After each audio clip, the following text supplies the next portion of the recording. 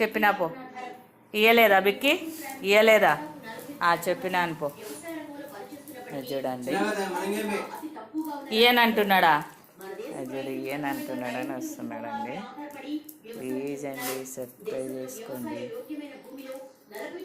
నిన్న ఎందుకు ఏడ్చినాడంటే మా కొడుకు కోడలు పోయినారండి హైదరాబాద్. అన్నా ఒక్కటంటే వాడికి చూడండి.